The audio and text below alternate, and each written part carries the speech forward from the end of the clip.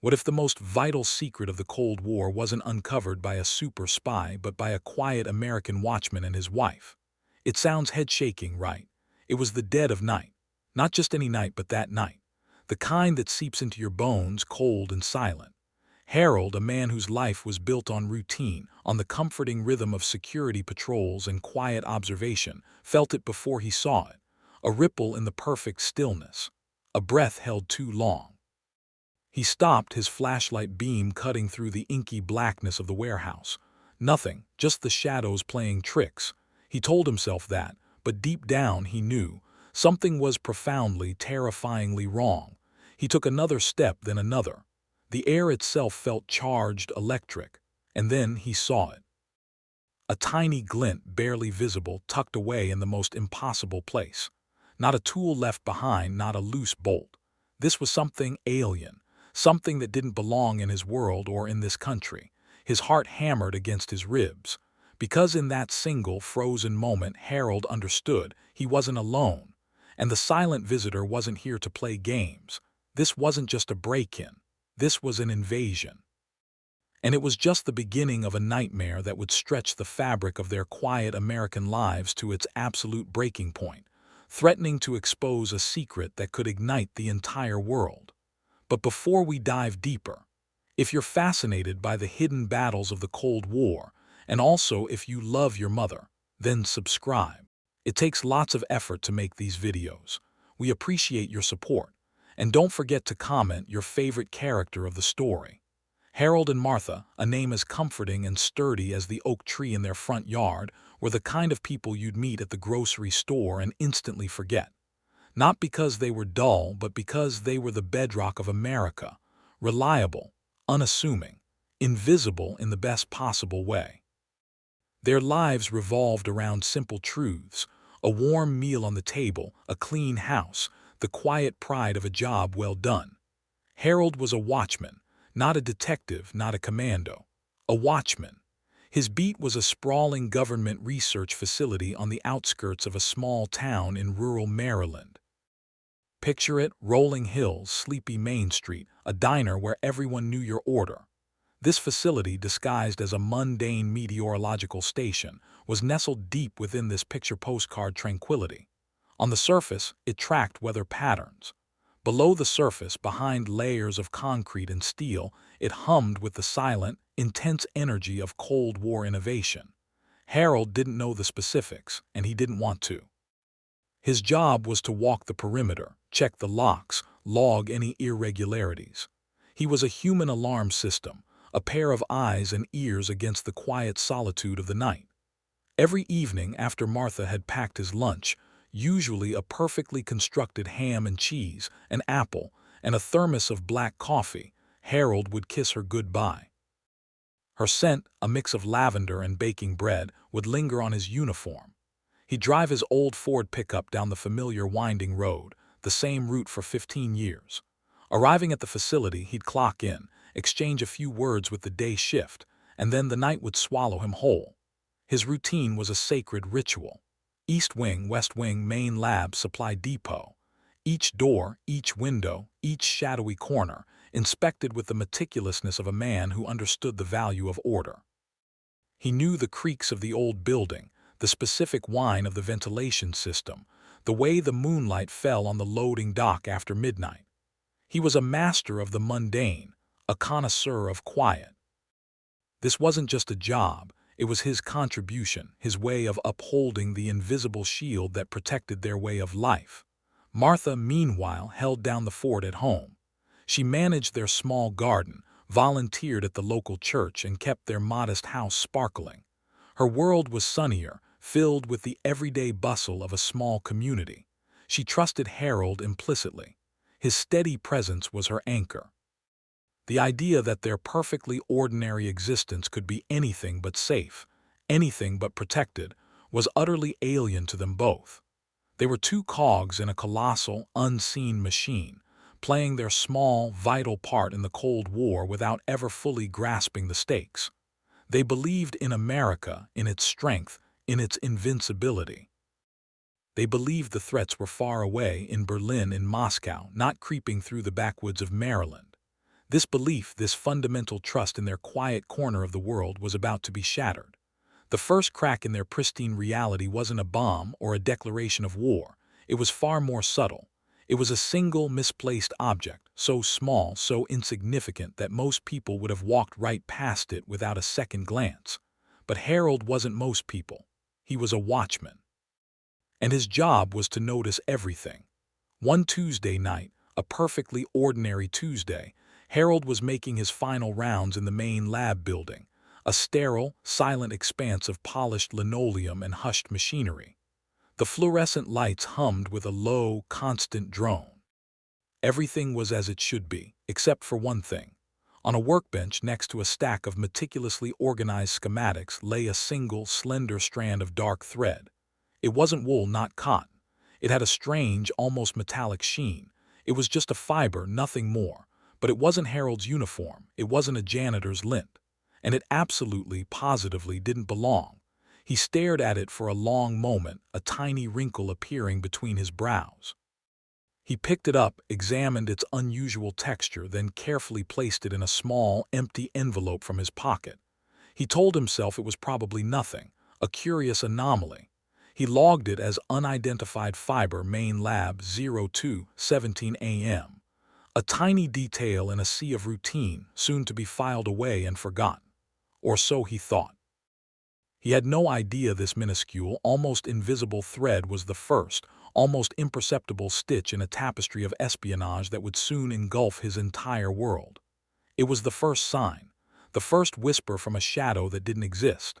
Then came the second night, 3 weeks later, same routine, same quiet, but a different anomaly. He was checking the ventilation access panels, a tedious but crucial part of his rounds. These panels were secured with custom-made screws designed to prevent tampering. He ran his gloved hand over the third panel in the sequence. It felt smooth, too smooth. He pulled out his flashlight, aiming the beam close.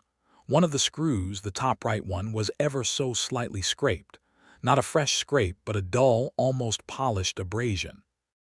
It looked like someone had tried to turn it without the proper tool, then meticulously filed away the evidence, but filed away so well that only a truly obsessive eye would catch it. Harold felt a cold knot tighten in his stomach. This wasn't some clumsy maintenance worker. This was precise, deliberate. He knew every screw on those panels. He knew their imperfections. And this was new. He ran his thumb over the faint mark again. His watchman's gut, usually so reliable in its assessment of routine irregularities, screamed. This wasn't a prank. This wasn't an accident. This was intent. He spent the next hour examining every single panel in that section, scrutinizing each screw head, each seam. Nothing, just the one. It was a phantom, a whisper of disturbance that almost defied proof. He took a tiny sketch pad from his pocket, drew the screw, noting the exact location and the nature of the abrasion. He felt foolish, obsessive. What was he doing, chasing ghosts? But the feeling persisted, an unshakable sense that he was standing on the edge of something immense. He started subtly altering his routine. Instead of predictable patrols, he'd double back. He'd sit in unexpected shadows, waiting, watching. He'd leave a tiny, almost invisible mark, a pencil line on a door frame, a grain of sand on a polished surface, hoping to catch some telltale sign of disturbance. For 2 weeks, nothing. The facility remained a silent, sterile monument to order. He started to doubt himself. Maybe it was just fatigue. Maybe he was imagining things. Then late a Thursday night, as a thick fog rolled in from the nearby river, cloaking the entire facility in a damp, silent shroud, Harold found his third clue. He was in the sub-basement, a rarely used storage area filled with decommissioned equipment. The air was heavy still. He paused by a stack of old crates. His eyes, trained by years of scanning for the out-of-place, caught it.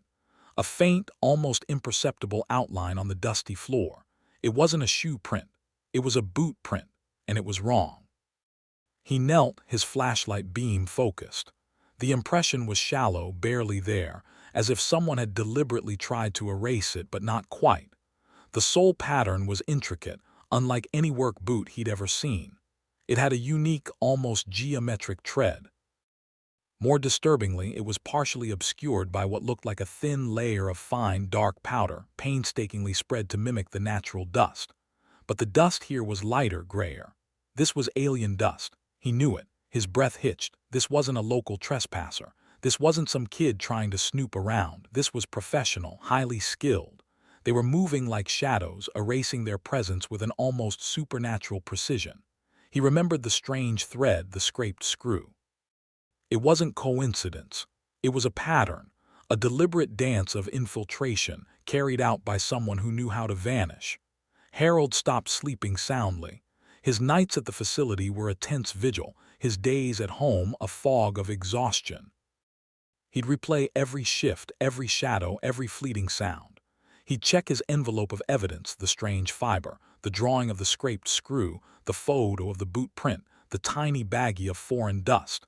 He felt like a man yelling into a hurricane, his warnings unheard. The official log entries he'd made for these anomalies were dismissed, if they were even read. Watchman's overactive imagination. He overheard a day shift supervisor quip one morning. The comment stung, but it also solidified his resolve. No one else was going to see this. He had to. The strain started to show. Martha, ever observant, noticed the dark circles under his eyes, the way he'd stare blankly at his dinner plate. He was usually a man of few words, but now he was utterly silent, lost in thought. "Harold," she asked one evening, her voice soft but insistent, "is everything all right? You've been different." He hesitated. How could he explain? How could he tell her that their peaceful world was being silently invaded, that the very ground they walked on felt compromised? He didn't want to frighten her, but the burden was becoming unbearable. He led her to their small, cluttered study, pulling out the shoebox where he now kept his growing collection of evidence. He laid out the items on the worn oak desk under the soft glow of a reading lamp, the fiber shimmering under the light, the blurry photos. The tiny baggie. He explained, haltingly at first, then with a surge of frustrated certainty, everything he'd seen, everything he'd felt. Martha listened, her face a mask of disbelief, then dawning understanding. Her initial reaction was, predictably, skepticism. "Harold, darling, a scraped screw, a bit of thread, it could be anything. A new cleaning crew, a delivery mishap." "No," he interrupted, his voice low, firm. "You don't understand, Martha. It's the pattern, the precision, the way they disappear. It's like they're trying to tell me they were there, but also that they weren't. It's a game, and they're good." He showed her the unique boot print, explaining the foreign dust. He pulled out a large map of the facility he'd quietly acquired from an old blueprints box. He marked the locations of each anomaly. "Look," he said, tracing a path with his finger. "East wing, then ventilation, then the sub-basement. Always late night during the deepest fog or the heaviest rain, always when visibility is lowest, and never in the same place twice in a row. It's not random, Martha. It's a dance." As he spoke, Martha's skepticism began to crumble, replaced by a chilling realization. Harold wasn't imagining things. This wasn't some harmless prank. Her husband, the rock-solid Watchman, was seeing something real, something dangerous. The meticulousness, the deliberate, almost artistic way the visitor erased their tracks spoke of training, of a different kind of discipline. "A spy," Martha whispered, the word feeling too big, too dramatic for their small home. It hung in the air, a dark cloud settling over their comfortable living room. Harold nodded, his jaw tight. "I think so. I don't know what they're after, but they're getting in, and no one else seems to notice." From that moment, Martha became his silent partner. She understood the weight of his discovery, the impossible position he was in. Reporting it to his superiors had proven fruitless. To be believed, they needed undeniable proof, something concrete, something that couldn't be explained away as a watchman's delusion. Their home, once a sanctuary, transformed into a clandestine war room. Martha, with her sharp mind and practical sense, started helping Harold analyze his findings. She suggested new ways to set up invisible tripwires, not physical ones, but subtle disturbances that only Harold would recognize. A tiny piece of string taped across a rarely used door. A smudge of soot on a particular handrail. small domestic traps designed to catch a phantom. They studied weather patterns, noting the nights with heavy fog or storms the visitors' preferred cover. Harold started arriving at the facility hours early, setting up his traps, then leaving before anyone could notice. He'd return to his post later, his heart pounding, hoping to find a single, definitive sign. Days turned into weeks. The visitor was elusive, always one step ahead. Harold would find his string undisturbed, his soot untouched. The spy seemed to anticipate his moves, or perhaps was so skilled that nothing Harold did was enough. The frustration mounted, bordering on despair. They were playing a deadly game of cat and mouse, and the mouse felt incredibly outmatched. Then, on a night of pouring rain, the kind that lashed against the windows and roared in the gutters, Harold found it. He'd placed a thin, almost invisible layer of fine talcum powder, the kind Martha used for her feet, just inside a service tunnel hatch in the most isolated part of the facility. He'd painted the inside of the hatch rim with a special, non-toxic, UV-reactive paint he'd bought from a theatrical supply store, hoping for a transfer. He approached the hatch at 3 a.m., flashlight beam cutting through the gloom. His heart leaped into his throat. The talcum powder was disturbed, not a full footprint but a distinct smudge, as if something had been carefully wiped away. And on the inside rim of the hatch, under his UV light, a faint, almost ghostly blue smear. It wasn't large. It wasn't obvious, but it was there, undeniable. The blue smear was their triumph, but it was also a grim confirmation. The spy wasn't just observing, they were active, they were infiltrating. And Harold and Martha, armed with talcum powder and UV paint, were now directly in their path. The stakes had just skyrocketed from suspicion to palpable danger. Their little home, once a haven of peace, now thrummed with a nervous energy. Every creak of the floorboards, every shadow outside the window, sent a jolt of adrenaline through them. They knew they were playing with fire, tangling with forces far beyond their understanding. But backing down was no longer an option. The thought of what this spy might be doing inside the facility, under the nose of unsuspecting America, galvanized them. Harold, with Martha's help, began to escalate his counter-surveillance. They started thinking like a spy. Where would they go? What would they target? The main lab, the server room, the restricted archives, all high-value targets. But the spy, they realized, was smarter than that. They weren't hitting the obvious spots right away. They were scouting, mapping, learning the rhythms of the facility, the blind spots of the security. Harold focused his efforts on the interstitial spaces, the crawl spaces, the ventilation shafts, the rarely used maintenance tunnels. These were the veins and arteries of the building, the silent pathways for an unseen predator. He started placing tiny, almost invisible tripwires of fishing line across access points, knowing the spy would likely clean them away, but hoping to catch a pattern in how they were removed. He used a variety of colored chalk dust on ledges, too fine to be seen but designed to leave a faint, telltale residue on anything that brushed past. The spy, however, was a master of evasion. Harold would arrive for his shift, heart pounding, to find his fishing lines meticulously removed, often retied in a way that suggested a mocking game. The chalk dust would be gone, swept clean, leaving no trace. It was as if the spy knew Harold's methods, knew his thinking. This wasn't just a ghost. This was a thinking ghost. One night, Harold almost had him. He was in a long, dark utility corridor, its concrete walls echoing with the distant hum of machinery. He had placed a small, almost invisible motion sensor, battery-powered and silent, behind a stack of old pipes. It was rigged to trigger a discreet, silent vibration on a small pager he carried. At 2:47 a.m. the pager buzzed. A single, short, almost imperceptible tremor. Harold froze. Someone was in the corridor beyond the pipes. He gripped his heavy-duty flashlight like a weapon, his heart thundering. He moved slow and deliberate, his steps barely audible. He rounded the stack of pipes, flashlight beam cutting through the darkness. Nothing, just an empty corridor. But then he saw it. A faint condensation on the cold metal of a large water pipe, rapidly dissipating. And a faint, almost metallic scent in the air, gone as quickly as it appeared. Someone had been there. Someone had been very close.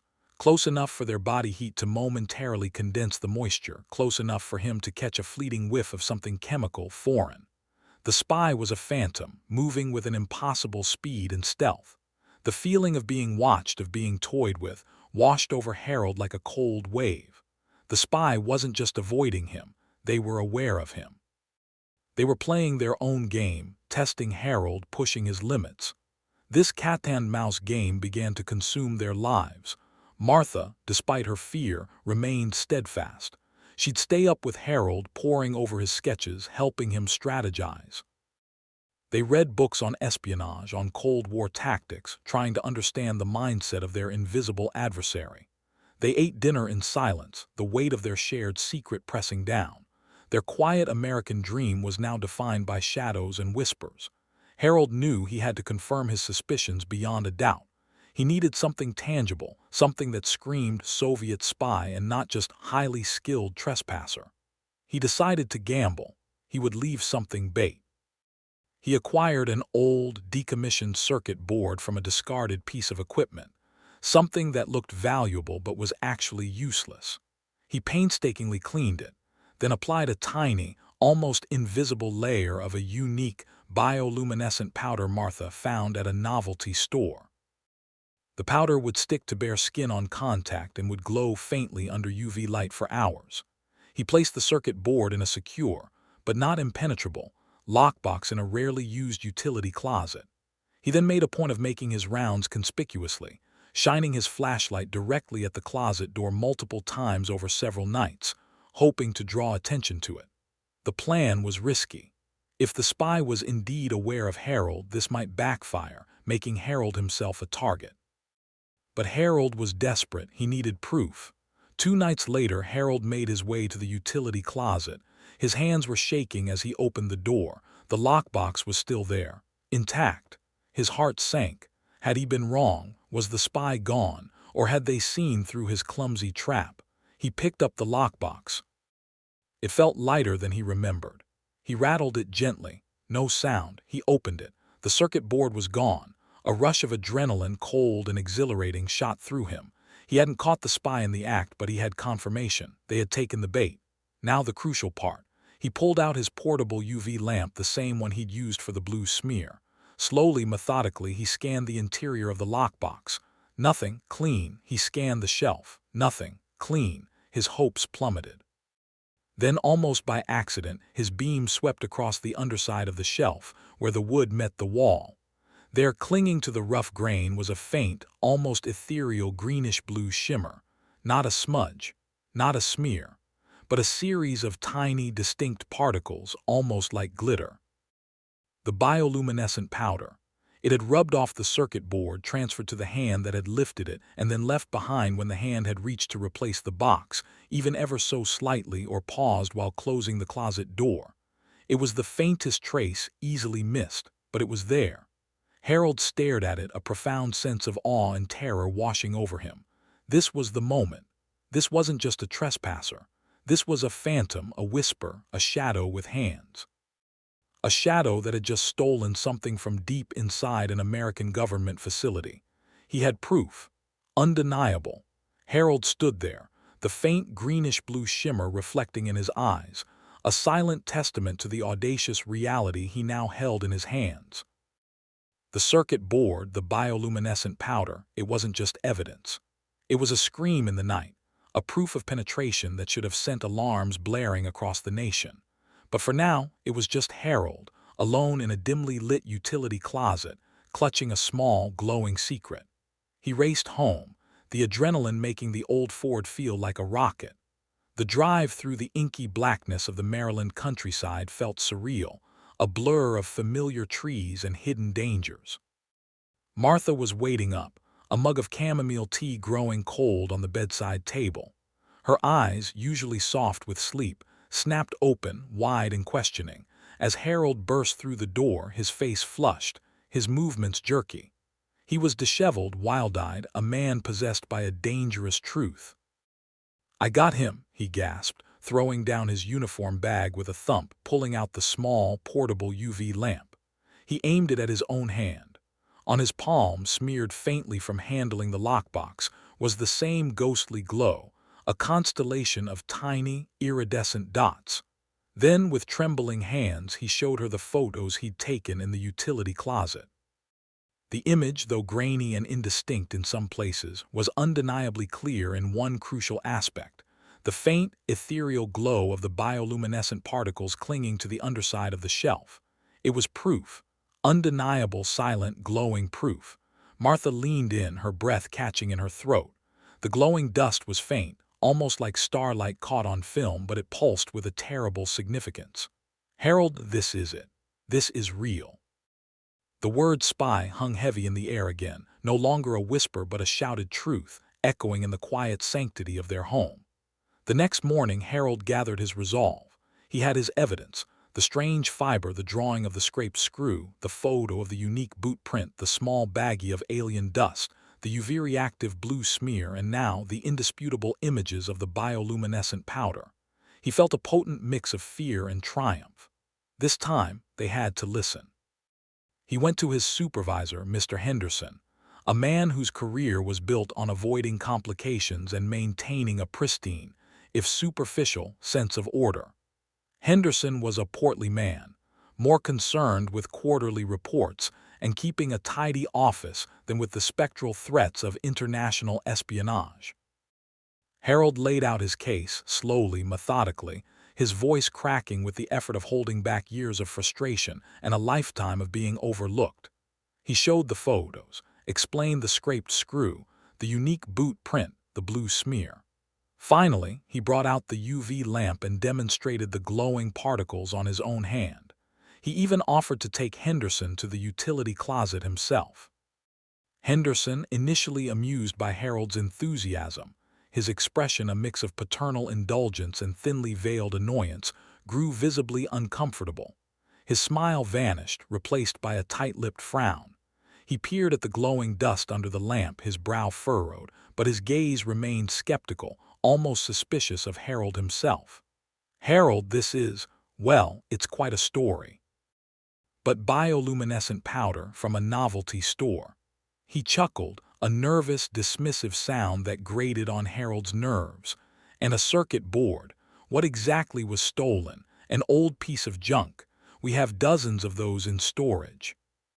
"It doesn't matter what was taken, sir," Harold insisted, his voice tight with suppressed anger and desperation. "It matters that someone got in, and they left this behind. They are skilled, they are professional, and they are targeting this facility.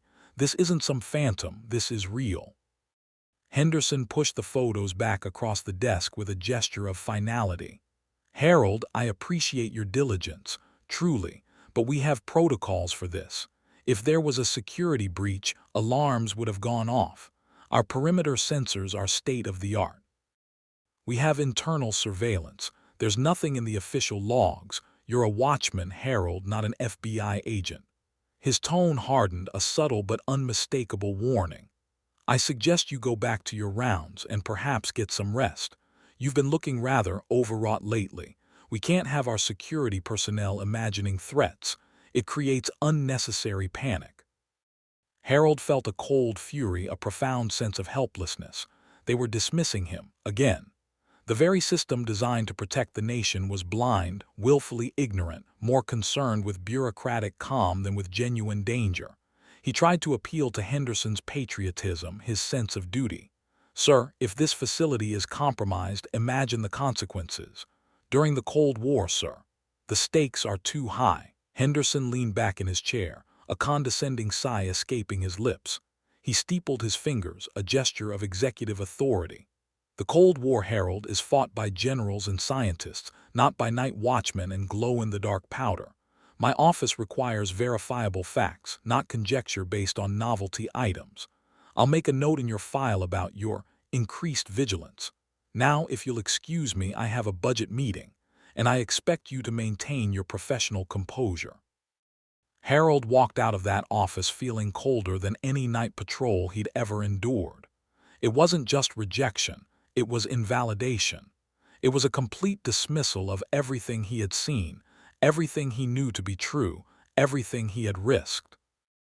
He realized then with a chilling clarity that he and Martha were truly alone in this. The official channels were closed. The guardians of the gates were deaf. Back home, Martha listened patiently, her expression growing sterner with each word Harold recounted, her face hardening from disbelief to a quiet rage. "They won't believe you, will they?" She stated, not asked, her voice laced with a weary certainty. "No," Harold replied, defeated, slumping into his armchair. "They think I'm crazy. A senile old man chasing ghosts." "Then we have to make them believe," Martha said, her eyes alight with a new, fierce determination that surprised even Harold. She walked over, placing a hand on his shoulder. "If they won't listen to a watchman, they might listen to a hero. Or, at the very least, they'll have to listen to a captured spy." Martha, with her sharp, practical mind and an uncanny ability to connect disparate details, became the true strategist. She suggested a radical shift in their approach. "Harold," she said one evening, spreading his meticulously drawn maps of the facility across their kitchen table, "you're looking for what he takes. What if we need to look for what he leaves?" Harold stared at her, perplexed, stirring his cooling coffee. "Leaves? He's a spy, Martha. They're supposed to leave nothing, that's his whole game." "Exactly," she countered, her finger tapping the spot on the map where he had found the strange fiber. "But he did leave that, and the specific boot print with its unique dust. And the way he cleaned up the talcum powder, but not perfectly. He's good, truly exceptional, but he's human. And humans have habits, signatures, imperfections that betray their origin or their method." This observation sparked a new, terrifying line of investigation. Harold started to re-examine all his previous findings, not as discrete incidents, but as pieces of a larger puzzle, hinting at the spy's personality, methods, and perhaps even their origin. The fiber. He'd shown it to Martha repeatedly, and she'd initially dismissed it as an oddity. But now she ran her fingers over it again, her brow furrowed in concentration. "It's not synthetic, not exactly," she mused, holding it up to the light. "But it feels treated, like something that needs to be very strong, very flexible. For delicate work." She remembered an old documentary about Cold War spy gadgets, recalling miniature tools and intricate mechanisms. "Maybe it's for something tiny, for picking complex locks or manipulating small, sensitive components in tight spaces." Grape screw. The abrasion, Harold confirmed, was on the top of the screw head, not the sides. Someone tried to turn it without the right screwdriver, Harold recalled. Or they were trying to remove it very, very slowly so it wouldn't make noise, using a makeshift tool. Martha thought about it for a long moment, then her eyes widened. Or, she proposed, her voice hushed, they were trying to measure it, to get the exact dimensions, the threading pattern, so they could get a specific, custom-made tool later. Not to remove it then, but to be able to remove it undetectably next time. The alien dust from the boot print. Harold had collected a tiny amount in his baggie. Martha, with her insatiable curiosity and meticulous nature, took it upon herself to investigate. She spent hours at the local library, a quiet sanctuary she frequented for her gardening books. She pored over geological texts, even obscure military manuals and scientific journals Harold managed to discreetly bring home, looking for a match to the strange silicate compound. It was a monumental task, a shot in the dark, but she was tenacious. Days later, amidst stacks of dusty tomes, she found it. A highly specific silicate compound, used in certain types of advanced Soviet filtration systems, primarily for air purification in hermetically sealed environments.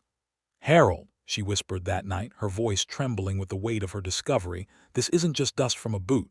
This is dust from a place. A very specific place. A place where they need to breathe very clean air. A high-tech, sealed-off environment. Maybe a submarine or a bunker or a specialized lab of their own." The pieces began to click into place, forming a disturbing mosaic. This wasn't a smash-and-grab operative, seeking to cause general chaos. This was a methodical, highly trained individual, probably from a specialized technical unit of Soviet intelligence. The fiber for delicate manipulation, the precise screw measurement for replication, the unusual dust from a high-tech, sealed environment, they all pointed to an intelligence operative engaged in highly sensitive technical espionage. They weren't just stealing plans. They were studying the very mechanisms of the facility, the individual components, the environmental conditions. They were reverse engineering the very essence of the American advantage. "He's not just taking," Martha declared, her voice low with a terrible certainty that resonated deeply with Harold's own instincts. "He's learning. He's analyzing how the facility works, its strengths, its weaknesses. He's dissecting it piece by piece." Harold's mind reeled with the implications. But why? What could be so important here that it requires this level of detail, this kind of specific, almost environmental dust signature? He knew the facility's public facade was a meteorological station, but he also knew, through hushed whispers and restricted areas, that its true purpose, though veiled in secrecy even from him, was related to advanced atmospheric research and cutting-edge aerospace technology. Specifically, they were developing a new generation of high-altitude weather balloons, capable of carrying incredibly sensitive sensor payloads to the very edge of space, far above conventional aircraft. These weren't just for weather, they were for reconnaissance. Quiet, undetectable, orbiting eyes in the sky. The Sentinel project. The scraped screw, Harold remembered with a jolt, was on an access panel near the section of the lab where these new sensor prototypes were housed. The fiber, perhaps used for delicate calibration or manipulation within a tight space on one of these fragile prototypes. And the silicate dust, from an environment perhaps replicating the high-altitude, sealed conditions of the balloon's sophisticated payload module. "He's not just interested in the balloon," Martha declared, her voice filled with a horrifying clarity. "He's interested in what the balloon carries, what it sees, what it hears. He's interested in our eyes and ears in the sky. He wants to know how we see them so they can blind us." The Cold War wasn't just about bombs. It was about information, about surveillance, about seeing without being seen. The Soviets were trying to understand America's capabilities in this covert aerial reconnaissance. They were trying to unravel the Sentinel's secrets. With the true nature of the spy's objective chillingly clear, Harold and Martha entered a new phase of their personal war. They weren't just trying to catch a trespasser. They were trying to prevent a catastrophic intelligence leak that could cripple America's strategic advantage in the Cold War.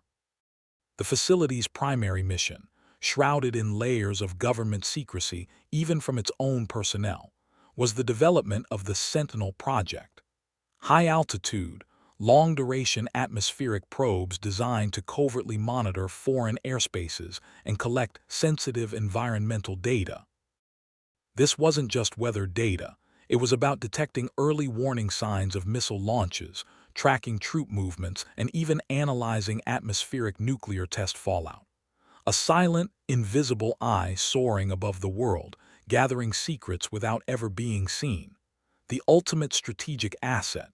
The spy, they now understood, wasn't just observing. He was preparing. Each intrusion, each meticulous measurement of a screw, each dust sample, was part of a larger plan to understand how the Sentinel probes worked, how they were deployed, and most critically, how they could be compromised. Harold remembered a small, almost insignificant detail he'd logged months ago. A tiny, almost imperceptible discoloration on a specific wire inside one of the sensor prototypes in the lab. He dismissed it then as minor corrosion, a common issue in delicate electronics. But now, with Martha's insights, he had a horrifying thought. What if it wasn't corrosion? What if it was a subtle alteration? A microscopic flaw introduced deliberately. A single, imperceptible stitch in a web of sabotage. They knew the spy was methodical, patient. He moved with a precision that bordered on surgical. He wouldn't necessarily destroy the probes outright. That would be too obvious, too easily traced back to sabotage. Instead, he might introduce subtle flaws that would cause the data gathered to be inaccurate, misleading, or even worse, would allow the Soviets to intercept the data or take control of the balloons. Imagine the chaos, the strategic nightmare if the U.S. believed it had accurate, vital intelligence from its high-altitude probes, only to find that it was all manipulated, twisted, or worse, that the enemy was reading their own messages, listening to their own eyes in the sky. Harold, with Martha coaching him, began to think like a counterintelligence agent, shifting his perspective to that of the adversary. "If I were him," Martha would say, holding a cup of lukewarm coffee, her eyes fixed on the map of the facility, tracing lines with her finger, "and I wanted to blind their sentinel or turn it against them, how would I do it without anyone knowing? What is the weakest link?" They theorized late into the night, their quiet home transformed into a clandestine war room. The spy wouldn't just be after data, he'd be after control or destruction by deception. He wouldn't just take a part, he would modify a part. Harold started reviewing all his old logs, scrutinizing every minor irregularity he'd ever reported, every small anomaly that had seemed insignificant at the time. He focused on the Sentinel prototypes, the delicate sensors, the complex launch mechanisms, anything that might be a point of weakness, a target for subtle manipulation. Then the true horror of the situation began to unfold. He found it. Not a single event, but a chilling pattern of minute, almost invisible interventions. The discoloration on the wire, that was just one. There were others, equally subtle, equally terrifying in retrospect. The spy wasn't just stealing. He was performing a meticulous, terrifying act of industrial espionage combined with long-term sabotage. He was gathering information to understand the Sentinel project deeply, but also making subtle, almost undetectable changes that would compromise the probes from within. He was laying traps, preparing for the day when these American eyes in the sky would become blind, or worse, become their eyes, feeding false intelligence to their own side. This realization hit Harold like a physical blow. The scale of the threat was immense. It wasn't just about data. It was about the entire foundation of their strategic intelligence, their ability to see and react to enemy movements. And the spy was doing it with such finesse, such undetectable precision, that no one else in the entire highly secured facility had even noticed. The ghost was not just observing, he was actively, silently dismantling their defenses. "He's not coming to steal the Sentinel," Harold concluded, his voice barely a whisper to Martha, the horror of it etched on his face. "He's coming to break it from the inside out.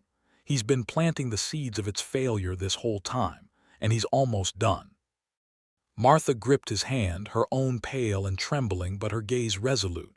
"We can't let him, Harold. We simply can't." But how could they stop someone so skilled, so invisible, when the very people who should be protecting the facility refused to acknowledge the threat? They had the what and the why. Now they desperately needed the how to stop him. They knew the spy operated on nights of low visibility, using the cover of fog or heavy rain. They knew he was methodical, returning to specific areas for specific tasks. And they knew he had been targeting the Sentinel prototypes, particularly the control panel and sensor arrays. Their window of opportunity was shrinking.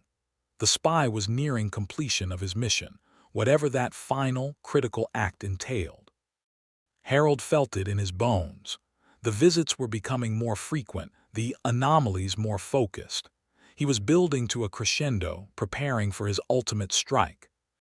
The plan was hatched over weeks of hushed conversations, whispered late into the night, fueled by Martha's increasingly strong coffee and Harold's desperate resolve. They couldn't rely on the official security.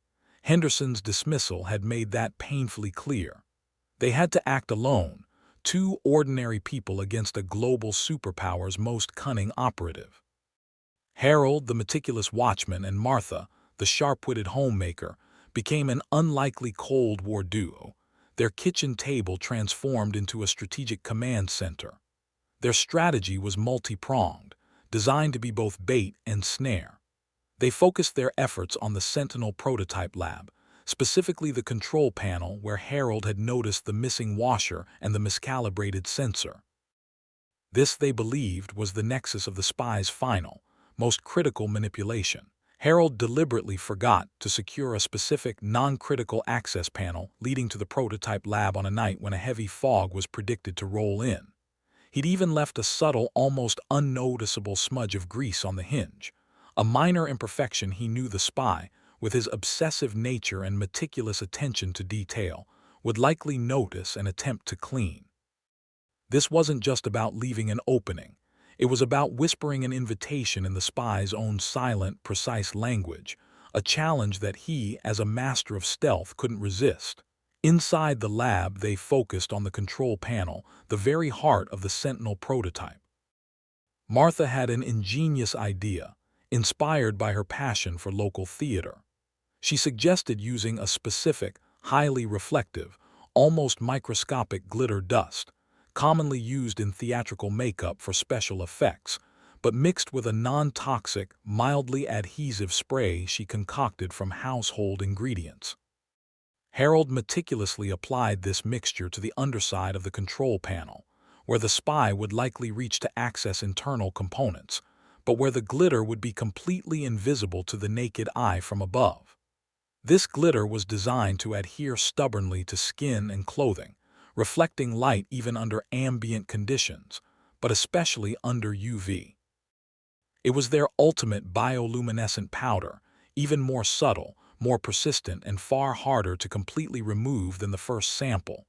It was a phantom's fingerprint. Harold knew he couldn't confront the spy alone, not without risking his own life and the credibility of his discovery being dismissed as another Watchman's delusion. They needed an unimpeachable witness, someone with enough authority to bypass Henderson's dismissiveness, someone who understood the true gravity of the Cold War. Martha, resourceful as ever, remembered a story from her church group about a former high-ranking military intelligence officer who had retired to a quiet life of fishing in a nearby lake. Colonel Thomas Sterling. He was known for his sharp mind, his unwavering integrity, but also for his deep distrust of bureaucracy and his willingness to go outside channels for the sake of national security.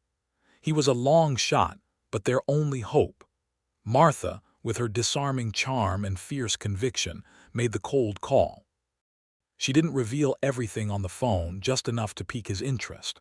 "Colonel, my husband has uncovered something at the government facility that threatens national security, and no one in authority will listen to him. We need someone who understands what's truly at stake." To their surprise, Sterling, intrigued by her urgent yet precise tone, agreed to meet them. Over a tense, late-night dinner at their kitchen table, surrounded by Harold's maps and evidence, Harold laid out all his findings again, this time to a receptive and increasingly alarmed audience. Sterling, a man who had seen his share of Cold War shadows and intelligence failures, didn't dismiss Harold. He listened, his eyes keen and focused, occasionally asking a pointed, insightful question that revealed his deep understanding of espionage. When Harold showed him the UV evidence, particularly the photos of the glowing particles, Sterling's face was grim, his jaw tight. "You're saying this operative is not just stealing, Harold?" Sterling asked, his voice low and dangerous, "but subtly sabotaging our Sentinel probes from within." Harold nodded, detailing the pattern of minute alterations, the disguised flaws, the seeds of failure he and Martha had painstakingly identified. Sterling sat in silence for a long moment, absorbing the terrifying implications, then slammed his fist softly on the table, the sound a dull thud in the quiet room. "Good God! If you're right, Harold, this is far worse than a simple data breach. This is strategic warfare. An act of aggression that could have devastating consequences without a shot ever being fired." He looked at Harold and Martha, a flicker of profound respect now in his eyes. "All right, you have my full attention. What's your plan to catch this phantom?" Harold, emboldened by the colonel's belief, laid out their trap. Sterling listened, occasionally offering tactical suggestions, refining their amateur plan into something more robust, more professional. He agreed to be their silent witness, to be on standby, ready to enter the facility the moment Harold gave the signal, armed with his own contacts and the authority to override local security, even Mr. Henderson's. The night arrived. A thick, soupy fog rolled in from the river, blanketing the facility in an impenetrable shroud, just as Harold and Martha had predicted and hoped.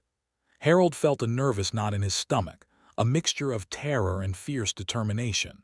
This was it, the culmination of months of silent struggle, of sleepless nights, of a terrifying secret shared only between two. He went through his routine, leaving the access panel ever so slightly ajar, an almost imperceptible invitation to the shadow. As midnight approached, he positioned himself in a darkened maintenance shaft overlooking the prototype lab, a precarious vantage point he had meticulously prepared over weeks, ensuring it offered a clear, unobstructed view of the glitter-dusted control panel without revealing his presence. He had a small, specialized camera Sterling had provided, capable of recording in extremely low light, zoomed in on the prepared control panel. His heart pounded like a drum, a frantic rhythm against the quiet hum of the building. He waited. Minutes stretched into hours, each second an eternity. The fog outside pressed against the walls, muffling all sound, creating a suffocating silence within. He questioned everything. Had he been too obvious? Had the spy sensed the trap? Was this all a fool's errand? Then at 2:15 a.m. he saw it. A flicker of movement in the deepest shadows of the lab. A figure, dark and fluid, detached itself from the gloom, moving with an impossible grace, a whisper of motion barely discernible. It was the ghost, the spy.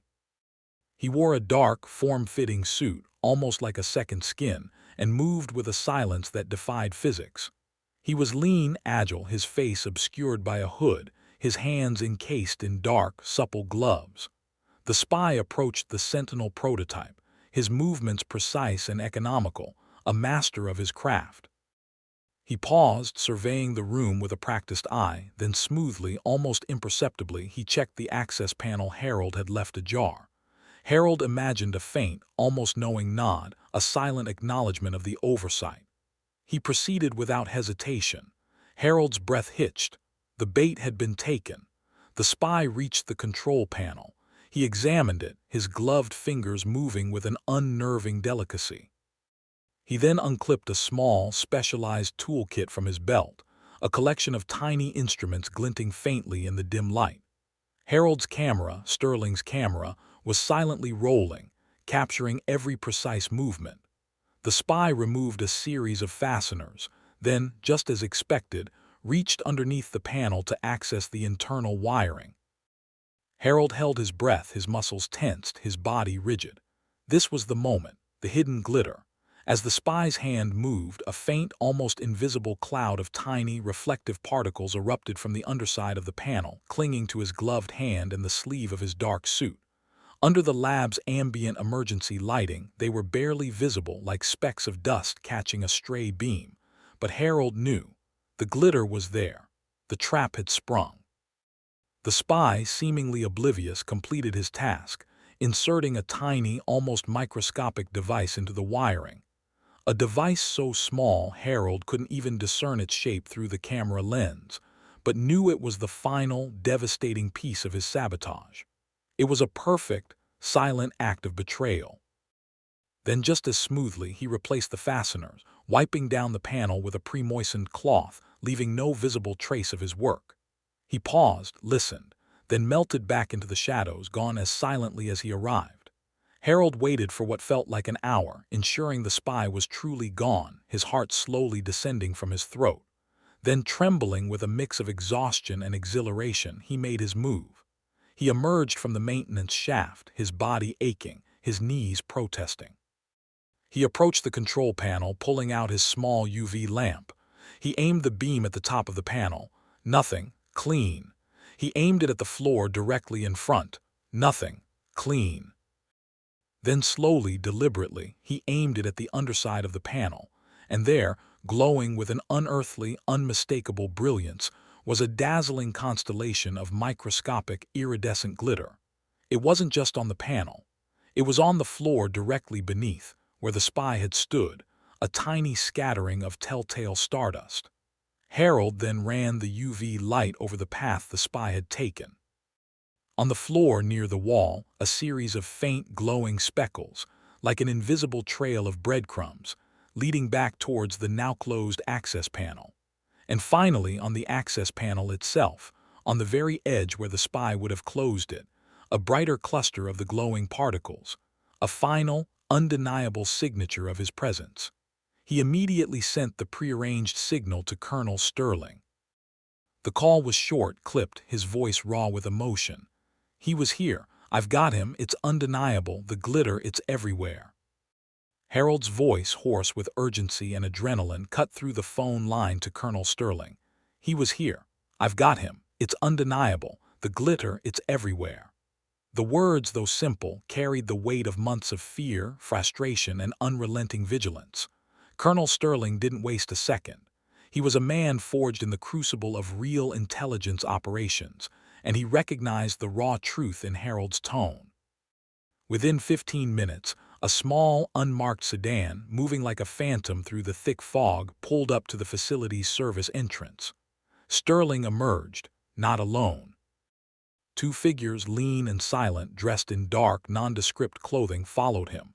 These were not local police, these were professionals. Sterling carried a discreet, suppressed firearm, his eyes scanning the impenetrable fog as if he could pierce its veil. Harold met them at the entrance, his face pale but his eyes burning with a fierce determination. He just left. Maybe 10, 15 minutes ago. He was in the Sentinel lab. He planted something. "The glitter?" Sterling asked, his voice low and tight. "Yes. It's on the control panel on the floor. I saw it. He used a tiny device. It was surgical." Harold led them inside, moving with a newfound confidence, a guide in his own labyrinth. The team moved like shadows themselves, their footsteps muffled by the facility's quiet. Harold led them directly to the Sentinel prototype lab. He pulled out his UV lamp, aiming the beam at the control panel. The greenish-blue glitter exploded into vibrant light, a dazzling, undeniable pattern of particles clinging to the plastic, the wiring, the very air where the spy had been. It was a digital fingerprint, a luminous trail that screamed, "I was here."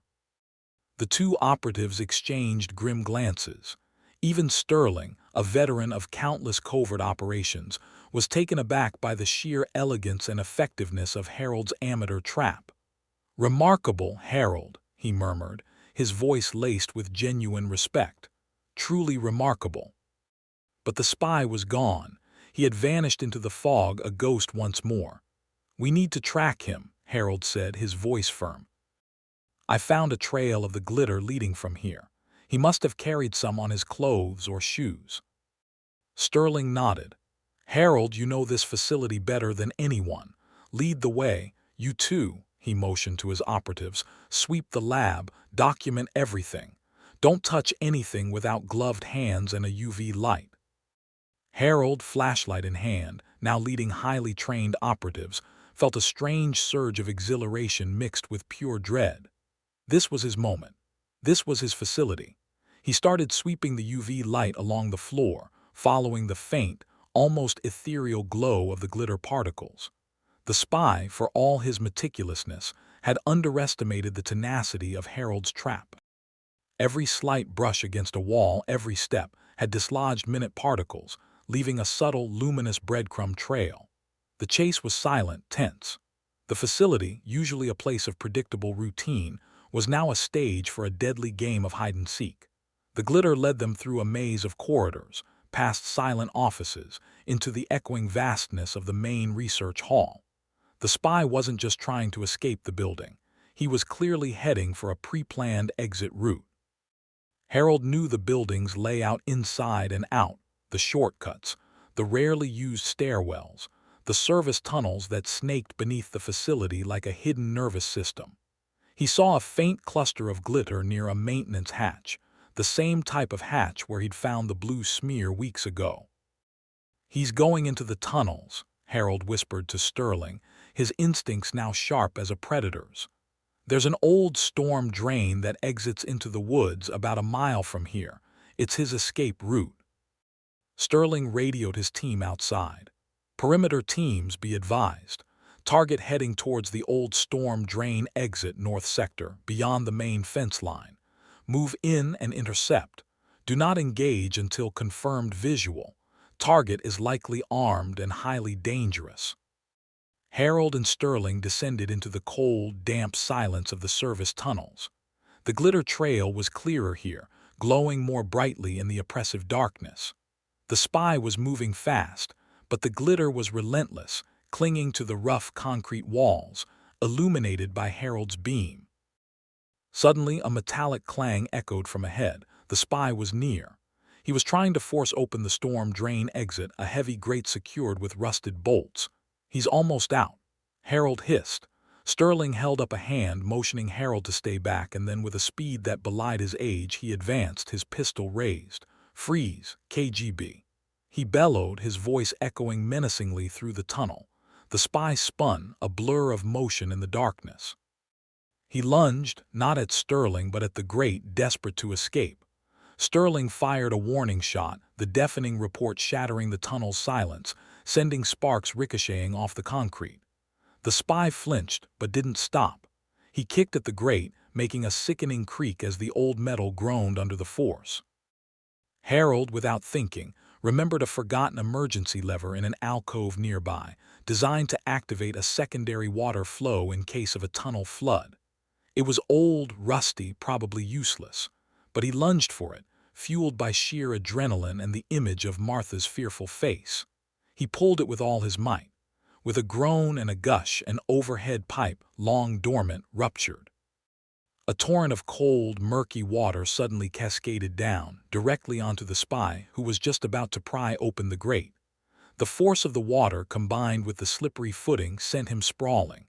He cried out, a guttural sound of surprise and frustration, losing his grip on the grate. Sterling seized the moment. He moved in, his operatives, who had caught up, covering him. They wrestled the struggling spy to the ground, securing him with practiced efficiency. Harold stood there, gasping for breath, soaked to the bone, watching as the phantom, the invisible threat, was finally pinned. The glow of the glitter, still clinging to the spy's now drenched black suit, shone defiantly under Harold's UV lamp, a silent witness to his capture. The spy was secured, his hands bound, his face still obscured by his hood and the grime from the tunnel. Colonel Sterling, his face grim, nodded to Harold. "Your moment, Watchman."